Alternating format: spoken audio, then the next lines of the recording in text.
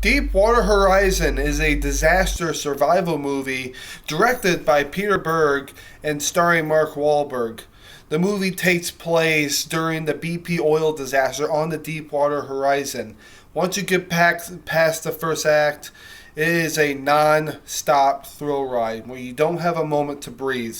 The first act, though, is slow in developing its story. It took its time in getting to know the characters and getting a backstory so that people like Mark Wahlberg you actually care about.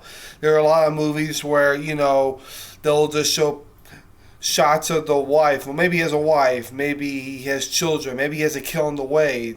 You actually care about these characters.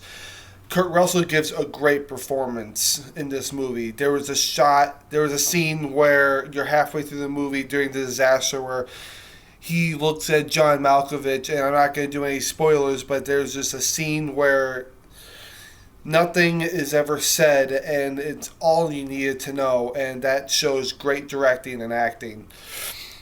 Once the disaster happens, like I said, it's a non-stop thrill ride. It's very technically sound, great editing.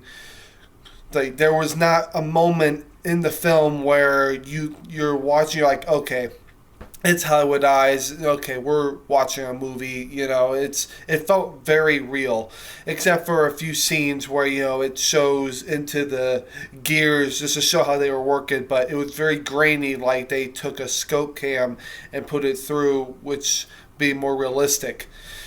Peter Berg, once again gives a great movie, another thriller movie, just like Lone Survivor, which I have here. Just like Lone Survivor, once you get past the first act and learning the story, it's a non-stop thrill ride, just like Lone Survivor. Also, he's coming out with a movie, I believe, this year called Patriots Day, starring Mark Wahlberg, another true story. So that's like their unofficial trilogy of true stories with Peter Berg and Mark Wahlberg.